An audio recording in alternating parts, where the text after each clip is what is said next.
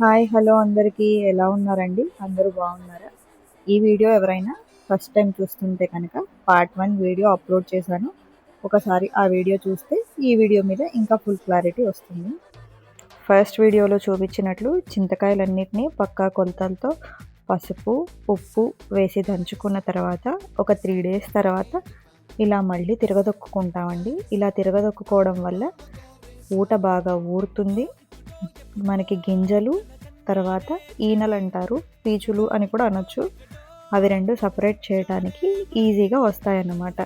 ఇలా తిరగదొక్కుకునేటప్పుడు మొదటిసారి చూసిన రోజు కంటే కూడా ఇప్పుడు ఇంకొంచెం మెత్తగా అవుతుంది, జ్యూసీగా కూడా ఉంటుంది. ఇలా ప్రాసెస్ చేసుకోవడం కొంచెం ఎక్కువ శ్రమతో కూడిందే.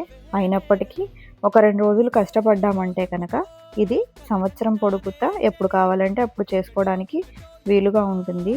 గ్రైండర్స్కి వేస్తే అంత టేస్ట్గా అయితే ఉండదు. ఇలా ఈ రుచికి అలవాటు పడ్డవాళ్ళు గ్రైండర్లో టేస్ట్లకి కానీ ఇంకే ప్రాసెస్లో చేసినా, షార్ట్ కట్స్లో ఏవి ట్రై చేసినా అంత రుచిగా అయితే ఉండదు. ఇలా తయారు చేసి పెట్టుకున్న దాన్ని ఎండుమిరపకాయలతో, కారంతో, పచ్చిమిర్చితో ఎవరి ప్రాంతాల్లో వాళ్ళు వాళ్ళ రుచికి తగ్గట్టుగా తయారు చేసుకుంటారు. చింతకాయ రైస్ చేయడానికి కూడా దీన్ని ఉపయోగించవచ్చు. ఆకుకూర పప్పుల్లో ముఖ్యంగా బచ్చలాకు కూరలో చింతపండు బదులు ఈ గుజ్జును వేస్తే ఆ కాంబినేషన్తో వచ్చే టేస్ట్ చాలా బాగుంటుంది.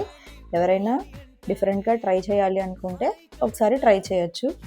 డే 1 రోట్లో దంచుకోవడానికి పట్టినంత టైం అయితే దీనికి పట్టదు, త్వరగానే కంప్లీట్ అయిపోతుంది. ఫస్ట్ రోజు అంటే మరీ కాయలు గుజ్జవ్వాలి కదండి, అందుకని ఎక్కువ టైం పడుతుంది.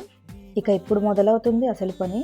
ఇలా దీన్ని కొంచెం కొంచెంగా తీసుకుంటూ చేత్తోనే గింజలు మరియు ఆ పీచులన్నీ ఏరిన తర్వాత వచ్చే ఫైన్ పేస్టే ఉప్పు చింతకాయగా మనం సంవత్సరం మొత్తం నిల్వ చేసుకోవచ్చు. అలా ప్రాసెస్ చేసి పెట్టుకున్న దాన్ని ఫర్దర్గా యూజ్ చేయడానికి చాలా ఈజీగా ఉంటుంది. ఇలా ప్రాసెస్ చేసిన ఈ పేస్ట్ ఏదైతే ఉందో అది మన దగ్గర ఉంటే దీనితో డిఫరెంట్ టైప్ ఆఫ్ రెసిపీస్ని చేసుకోవచ్చు. అవి ఎలాగో నేను ఫర్దర్ వీడియోస్లో అప్లోడ్ చేస్తాను. ఇదంతా ఇలా సపరేట్ చేసి క్లీన్ చేయడానికి చాలా రోజులైతే పడుతుంది. చెత్త మొత్తం ఇంత వచ్చింది. ఆ గింజలు ఈనెలు చూసారా, మా రోజు తెచ్చిన చింతకాయలన్నిటికీ ఈ టబ్బు నిండా గింజలు ఈనెలు వచ్చాయి. సో ఇదంతా వేస్టేజ్ అనమాట. ఇలా ప్రాసెస్ చేస్తేనే ఫైన్ పేస్ట్గా రెడీ అయిన ఉప్పు చింతకాయ రెడీ అవుతుంది. ఇది అమ్ము హోమ్ ఫుడ్స్లో అవైలబుల్. ప్రైస్ డీటెయిల్స్కి కానీ ఇంకే ఇన్ఫర్మేషన్ కావాలన్నా అమ్ము హోమ్ ఫుడ్స్ని కాంటాక్ట్ చేయండి.